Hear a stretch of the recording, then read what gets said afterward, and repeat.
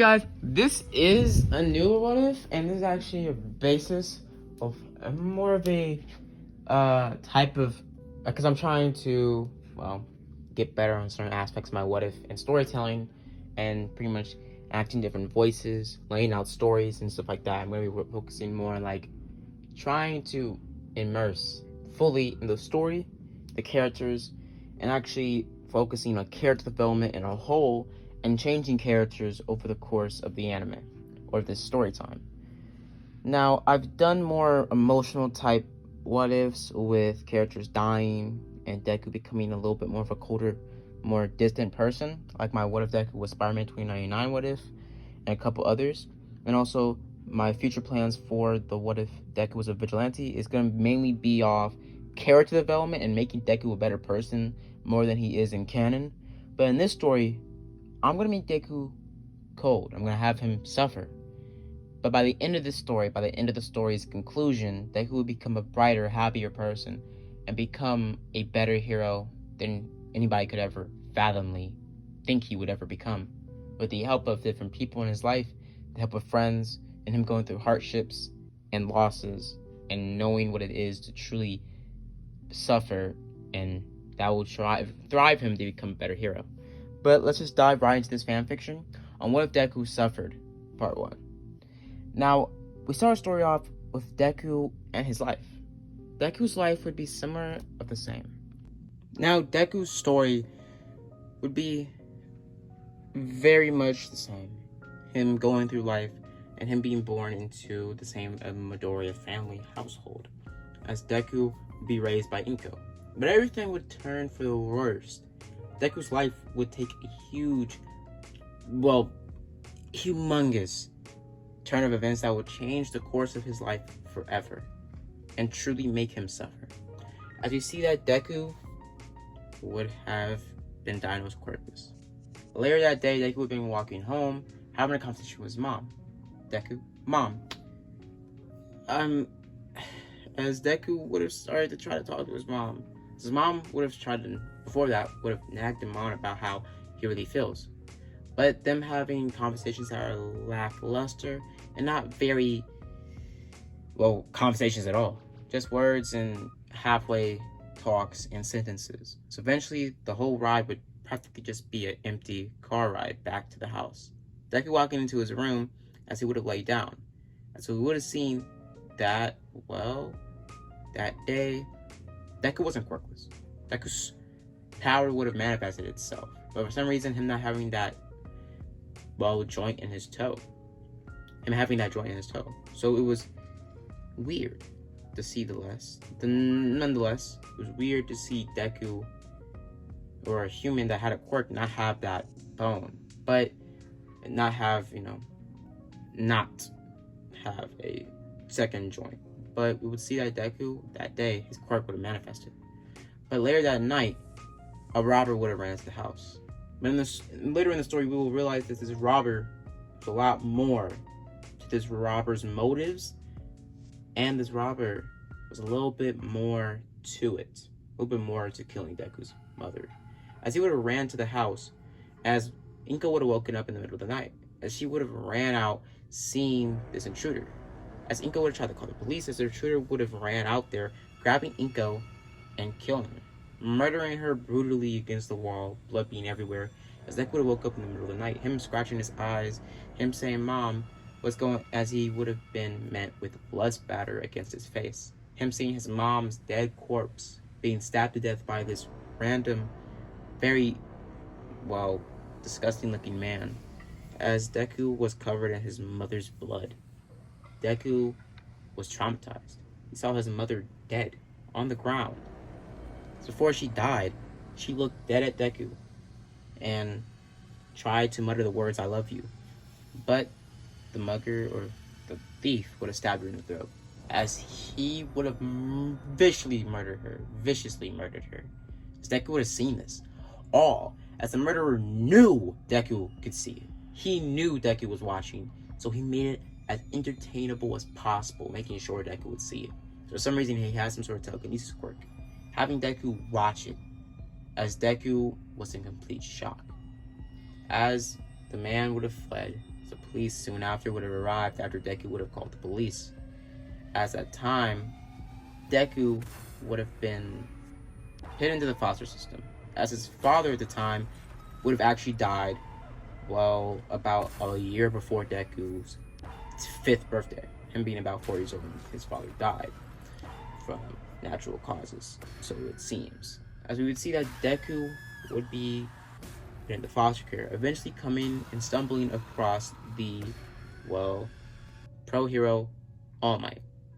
So we would have seen that All Might would have seen a liking to Deku, seeing that he was hurt and a tormented child, as he needed help, as his mother was visually murdered in front of him, and he saw the whole entire thing, to the point where the mugger left, and he was staring at his mother by calling the police while he was looking at his mother bleeding out and dead, right in front of his bedroom door, right in front of his room.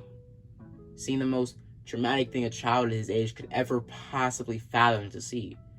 As Deku would be put in foster care, All Might coming to the attention that Deku needed help, as All Might at the time was actually trying to, save a building, as this building would be an orphanage. Deku would have been at the orphanage at the time through pretty much a sort of events, as he was moving to another care or another house. As All Might would have seen Deku, as he would have seen Deku, something would have stood out to him. He saw that Deku needed help.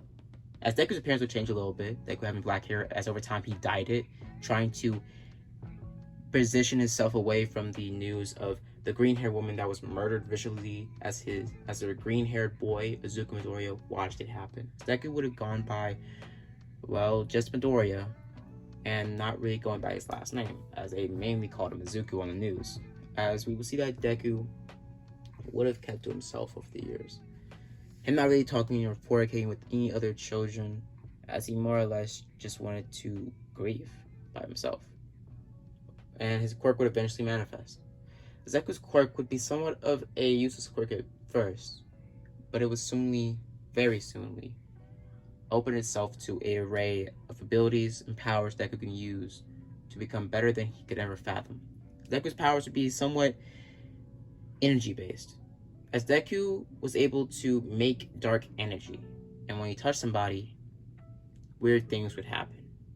At the first time this happened, Deku was being brought into his first foster care. The first foster home was abusive. The man always beat the children and always made them do child labor. Treated them like absolute garbage. Treated them like nothing more than just a paycheck or a child they need to only feed and clothe. Not even clothe well or even feed good. Just give them enough for them to work for them. Them doing chores, making different array of items to sell in the black market, and overall, some of the children even being forced into cage fights by the, foster father. As we would see that Deku would have been abused in this certain way, as he would have been put into a cage fight, at this time Deku being about 13. As it would be an underground child fighting ring for people that had quirks, as the man thought Deku could fight, not really knowing his true power of his quirk. Deku would start to fight, as his body would start to emitting dark energy, or more or less a black fog. Deku would start to fight the boy.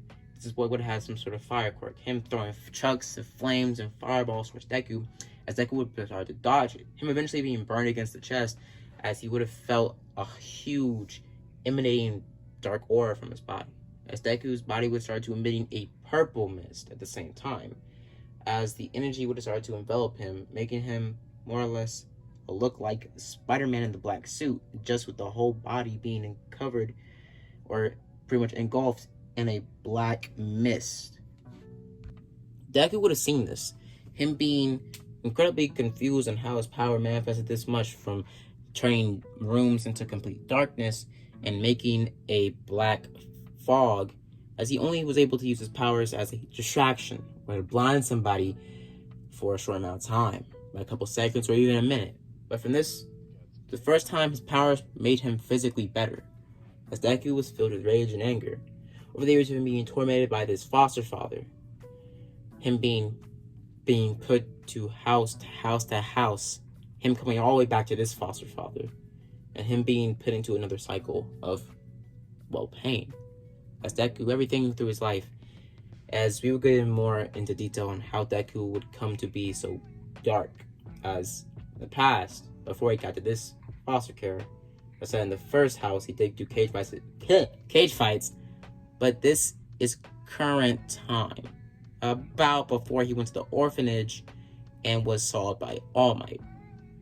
So his first foster father abused him and made him work and did a little bit of cage fights. Not cage fights, he didn't make him do cage fights, he made them watch him and he did bits on them. Bits.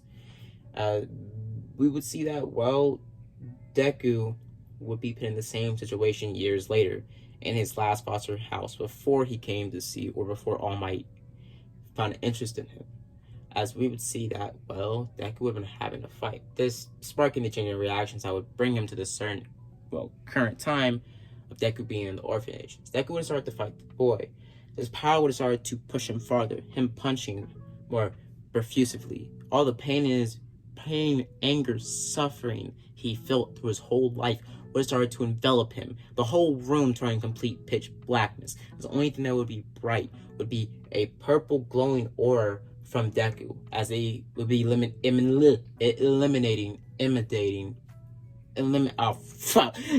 basically lighting up the room as he would start to fight the boy, punching him, ripping him apart, punching him. Eventually, other band trying to stop the fight, as Deku was beating him to a blood pulp, punching, grinding, beating, ripping, and man, at this point, the boy was almost dead, critical condition, and the boy was been in the wheelchair for the rest of his life. As Deku felt, well, something psychotic. He would feel happy that he hurt that boy. He would feel at ease that he almost killed that boy. And for some reason, a small part of him wanted to finish the job. As Deku, well, would pit himself into another situation. Another cage fight after a cage fight after a cage fight. Eventually him getting in way too much trouble, and eventually the foster care system seems as one of the foster care child services would have dropped by and actually do an undercover sting operation trying to figure out what was happening to the majority of these young men that were being put into hospitals night after night. As we would see that Deku would have been fighting a boy, throwing him against a cage as he's about to hit him with a devastating blow. As at this point, his powers would only manifest in him having increased speed and strength, and having some sort of black mist and purple aura around him. As we would see that, well, Deku would have been stopped by one of the child services members, as he would have had some sort of telekinesis quirk, stopping Deku and telling him to stop it, as he would have pulled out a bunch of other secret operatives that were in the area, stopping the cage fights, as it would be illegal as well. So everybody was put in the jail. Deku was put in the orphanage, as this would start a spark of events in the current time. As we would see, All Might would have seen liking to Deku, as he would have been told by one of the prime ministers there, or workers there, that Deku was a special case. The only one of them at the orphanage at the time that was so broken and hurt, as they had some remnants of his life, and how his mother's death would spark a huge array of hatred in his life. As we would see that Deku would have been, well, taken from All Might, as All Might would have took him to Aizawa. As Aizawa, prior to that, as All Might would have left the orphanage and coming back a couple days later, during that time, All Might would have talked to Aizawa, telling Aizawa that he needed a figure, someone that could help him, someone that can make him better. As Aizawa was told that All Might knows about he had a dark past when growing up, as he needed somebody similar to that. As in this canon, Aizawa's family life would be a little bit more devastating than original canon, as his life would have been completely different. The Yue story of his life going exactly the same, but Aizawa becoming a better person over the years, him being told the same story as the boy's story would have touched him thinking about this, and eventually making a decision to adopt Deku, as he would have taken him in the first couple days, talking to him, over the days talking to him, and trying to open him up, as Deku would just look at him and discourage Aizawa even more from trying to adopt him. But Aizawa, knowing that Deku was so hurt, so destroyed mentally and spiritually and overall, was hit down and down again, Deku eventually, just walked out of the room one day as they were talking, and Aizawa knew from a fact that he needed to take this boy in. He needed to train him. He needed to push him to become a better person. He needed someone to help him, to not let him go down a path of fighting people on the side of the street, and even one day killing somebody, as he saw maybe becoming a hero might be the best thing for Izuku, as it would give him the opportunity to socialize with kids his age, socialize with people that have gone through things, socialize with people that could drive him to become a better person. Aizawa eventually, talked to Nezu, and Nezu would have saw the boy's situation, how his life was torment after torment, pain after pain. He eventually came to the conclusion that this is what Deku needed. He needed a loving father, that Aizawa was up for the task. Aizawa wanted to help this boy. He wanted to, stop him from going through a path Aizawa went through at a certain point in his life. As we would see, Aizawa would have taken in Deku, as he would have brought him to his house. It being a nearby type of penthouse area, a little bit lower class, but kind of cozy, but not like poor, kind of cozy. As Aizawa would have told him that this is where he's going to be living for the next couple of years, maybe till he turns 18. As Deku says cool as he just walks off, throwing his bags into his room as he goes to sleep. As Aizawa, later that night, goes out for a patrol, telling Deku not to open the door for anybody, as Deku just says, yeah, I know the drill. I've been in a bunch of houses. This won't last for long. Do your thing. As he would have walked off. Aizawa, feeling discouraged, but yet again knowing that this child was just like him as a child. Just like him, as he needed to make him better, and he didn't know if he could do this by himself, so he tried to talk to other pro heroes about it. Eventually, a couple weeks had gone by, him coming across, Miss Smile again, as he would have talked to her about the situation, and Miss Smile would have said, we could have made our own child, you didn't have to adopt somebody, and she would have started to flirt with him a little bit more. Zara would have scuffed it off, and basically would have told her that he needed help, and that maybe you could help him.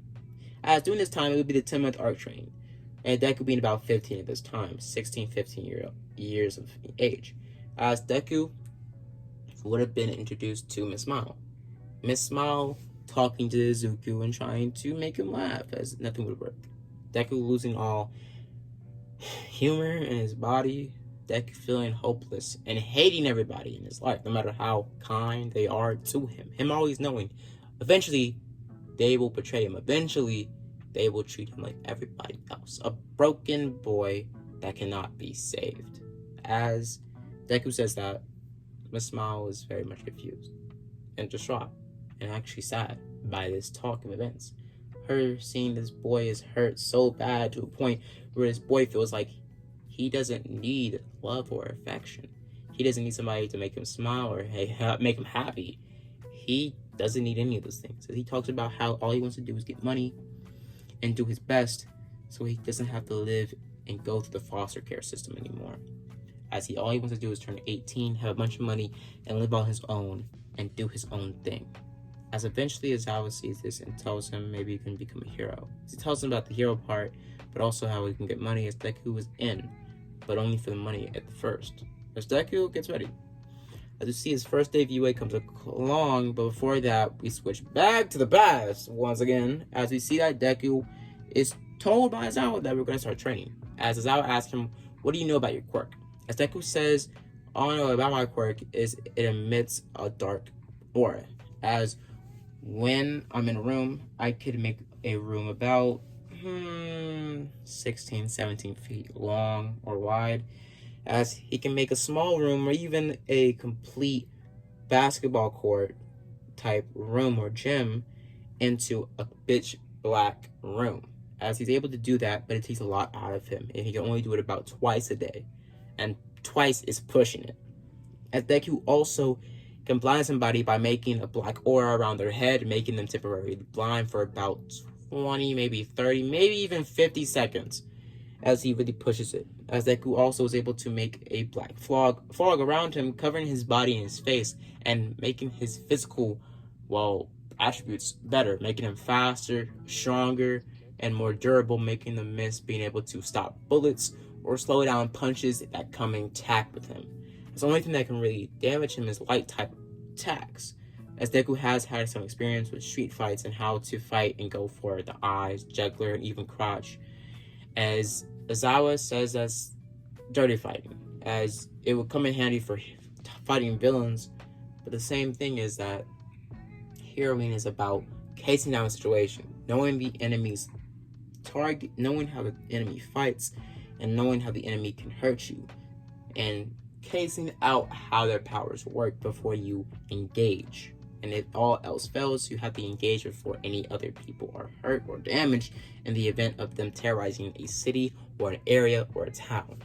As Deku knows this, and not knows this, but he says, good to know, as Aizawa eventually tries to train him in physical combat, fighting styles, kickboxing, everything like that, eventually telling Deku that he needed some sort of weapon to channel his powers, as he can only envelop his body in those purple and black energy about 5 times a day, giving him about 20 minutes of pure superhuman speed and strength and agility and durability, as he was told that maybe he would have to use something out of the ordinary to help him, because it was a 10-minute cooldown in between each time, so he could turn his body into that, or basically envelop his body into that black, aura. As Deku would be told that this would be a good experience, as Deku says, okay.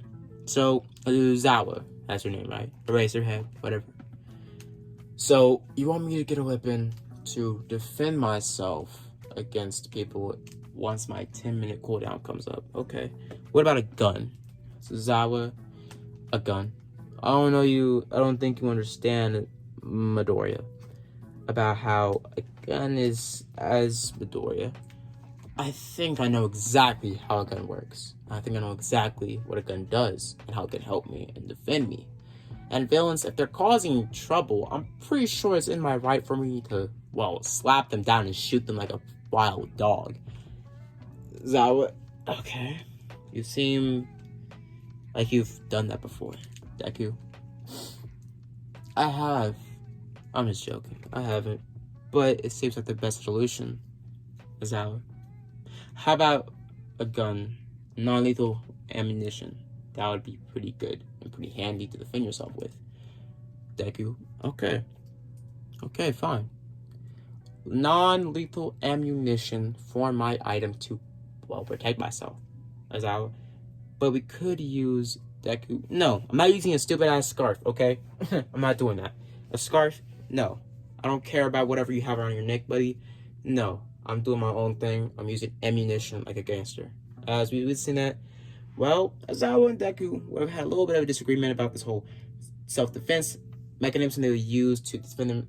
He would use to defend himself when his 10-minute cooldown came in between his 20-minute fight with his powers after they would go down and his black form would go down. As we would see that, Deku would have been told, have to train. Deku would train his physical body, becoming the same type of physical body he would have after the All Might training, but having a way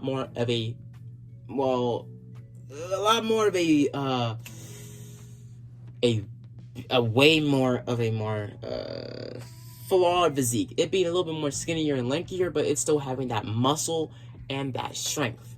As it would be a little bit more like a Miles Morales type, Ultimate Spider-Man skinny type teenager muscle body. As Deku would have gotten stronger, him getting a lot faster, working on cardio and running every day and every night with Aizawa. Aizawa would have trained him Rocky style, doing boxing styles, kickboxing, and jitsu, and other fighting tactics Deku would have learned against or alongside Aizawa. You would still see Aizawa as a rookie hero trying to, save a broken kid, as he would eventually, over the 10 months, warm up to Aizawa, seeing him as acquaintance, maybe even a friend one day, but him still becoming more, offshore from Aizawa. Eventually, Deku would have gone to the entrance exams and would have began. As Deku would have walked in there having a black hoodie, black sweatpants, and black Air Force Ones on. As Deku would have walked in. As we would see that Deku would have done the written exam, getting a pretty good score since Deku wasn't a dumbass. He trained his mind the same way, his body. Even before the foster system, he was a very prodigy like kid, even before his mother died. We would have seen that Deku would have gotten a pretty good score for the written exam. For the practical exam is when it really got interesting. As well, President Mike would have been talking about, the scoring systems, everything that would go on, the robots, the zero pointer, everything like that. As eventually they would have been told to go. As Deku would have been waiting, as Deku wouldn't be in this canon, he wouldn't come across Ochaku at this point in the story, since he wasn't clumsy. And Deku also not coming across Ida, as he was just chilling in his own lonesome, having his hands in his hoodie as he was ready for it to start. President Mike would have told them that in a real fight, heroes is no real countdowns, as they are told to go, move that ass, move it, as he started to run. As Deku would have been walking behind everybody as they would have started to plow out of the door.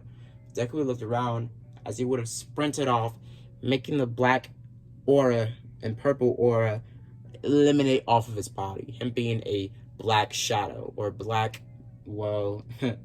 As Deku would start to sprint, as his speed would have been, empowered by a lot, or basically enhanced by a lot using this boost, as Deku would be able to go about 20 miles per hour max speed, but more than that would probably rip his muscles in two and make him wheelchair for about a couple months. As Deku would start to run 20 miles per hour, cutting corners, and eventually just running through robots using his durability for his advantage. Him basically training a bunch of robots. If you know that reference, you know that reference. Robin would be proud. But we would see that Deku would have started to rip these robots apart, as people would see some sort of face starting to, fathom around Deku's face or head portion of his black suit aura. As eventually Deku's whole face, a lightning or purple type aura would have made a sinister smile against Deku's face, as they would have seen Deku incredibly scary. As Deku would start to rip through these robots again and again, eventually halfway through, Deku punching, becoming so furious, his face, and all you can see is red. Him going incredibly into it. Him literally breaking through his robots and smiling and laughing maniacally. Him basically giving off villain vibes. Eventually, Deku would have came across a zero pointer, about to run off, as he would have heard Ochaku scream for help. Deku looking back and just scoffing, saying she could help herself, as he would have ran off. But him, coming to the conclusion that his mother would have wanted him to help. As Deku, throughout his life, he always was brought to that same conclusion. He could have helped. He could have done something. He could have tried, not just standing there like a scared little boy letting his mother get killed. As Deku ran back, saving Ochaku at the last minute, kicking the rubble off of her, grabbing her, and jumping up in the sky. As Deku would eventually land on a nearby building, Deku having some hops for real with his superhuman abilities, as he would only be able to sprint about or jump about an average building house size. As Deku couldn't scale single bound skyscrapers. He can't do that amount of super jumping, but he can do a good amount of jumping or scaling up buildings by using his strength to curve or dig his feet or his the heels of his feet into the concrete to run up a building. But he can only use it a few times before his muscles start to wear out in his leg region before he goes out. But basically, we see that Deku would have saved Ochaku. As he would have looked over, as a zero pointer would have tried to hit the building they were on top of. As Deku would have hit back with, out of nowhere, a black aura would have came out of Deku like a tentacle, cutting through the robot like a freaking sushi cutter, cutting through that still like nothing, ripping the zero pointer's whole top half off clean. As a bunch of tentacles and black aura would have came out of Deku's body, and it involving itself back into Deku's core. As Deku would look at his hands, him being surprised that he had this power. And Aizawa watching from afar from the spectating table, him being confused, and Deku had this ability that was so strong and so devastating. As Deku would have looked back, seeing Ochaku having a gash on her leg, as one of the tentacles would have went AWOL, cutting Ochako in the thigh. As Deku would have ran towards her, saying, "I'm so sorry," as he grabs her by style, as she says it's okay, as she sees that through the fog and the black mist, she did see Deku's face, as it was very scared at that moment. Deku would have jumped off of the building, him running to Recovery Girl halfway through, his power would have damped it out. But him still being somewhat strong enough to carry Ochako, as he would have jogged over to Recovery Girl. At that point, the match being over. As Deku would have walked home, him being halfway through walking home, him being caught and being told to get in the car by Aizawa. Aizawa driving him back to the house, as he would have told Deku that he's going to be doing some hero training tonight, as he tells him that he might get into UA, as he drops Deku off, driving off, parking the car, and going on his patrol. And we listen that a couple days would have gone by, Deku being enough from UA, and All Might telling him he got the highest score in the entry exams, as he said that he got a lot of scores and a lot of points, and that he did know a second agenda to the scoring, about how saving people would get you more points, hero points. As Deku was surprised by this, saying it wasn't out of the ordinary for UA to do this type of stuff, as Aizawa told him this before they got to the entry exams. Now what would happen is, Deku would have gone to UA the first day, as this would spark the chain of events that would make the Class 1A students change Deku for the better and maybe for the worse. As we would have seen that Deku would have walked into the class, him walking around, as he would have just walked and sat down in his chair, saying to himself. His Bakugo would have been bragging about and talking to some students, but keeping to himself, majority is somewhat the same, as Deku would have been sitting right next to Todoroki. As Deku would have been giving off the same vibes as Todoroki, staying to himself, but Deku still being, very aggressive, like a mixture of Bakugo's rage and a mixture of Todoroki's sadness and depression, and put that together and mix in a sliver of Deku's innocence that will be, made bigger overall in the later pages of the story, and mix that together into a Deku in the story. As we would see that Deku would have been sitting in his chair, saying to himself, as we would see Ochako would have walked over to him and started to talk to him, and kind of somewhat giving off flirty vibes, as Deku would have talked to her as well, and him, as, conversation would begin. Deku, "Hey, you're the girl I saved doing the entry exams, right?" Ochako, "Yes." "You saved me, yeah. So, what's your name? As I want to thank you properly by saying your name." As Deku, "Well, fine. My name is..." As Deku would have looked around the class, not trying to say his full name, so would have said that, "My name is Deku." As Deku was called this name during the orphanage times and being put to foster parent and coming across other foster children, as eventually he would have been given a somewhat name similar to Deku, as he would have tell her that his name was Deku, or Deku. As she would have said, "Deku, you mean Orpheus?" As Deku would have said, something like that. As she would have said, "Is that your real name?" Deku would have pulled her closer, saying, "My real name is Izuku Midoriya." She would have heard that name somewhere through her life, hearing it somewhere on the news, but not really coming to her until later on.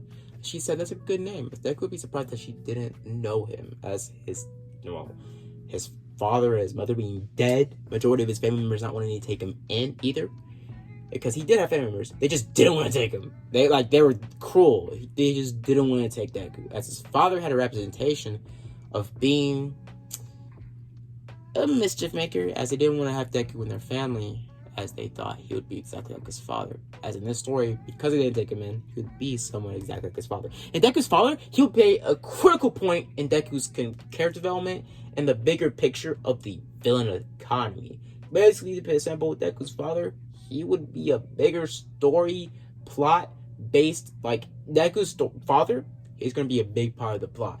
Now, we would see that Deku would have just looked at her and just started to talk a little bit more. Eventually, then being interrupted by Ida. As Ida would have, after talking to Bakugo, As we would see that Ida was started to talk to them, try to make small talk and everything like that. Him saying that I saw you doing the entry exam, seeing that you were very smart. You're very smart with your tactics, but also very villainous, as you did fight a lot of robots viciously, and was smiling and laughing maniacally. I could only imagine if those were real people. As Deku would have said, well, I was able to not hold back because they were robots. Do you really want to see what I do to real people? As he gets up from his seat and looks towards Ida. As Ida says, you dare threaten your classmate?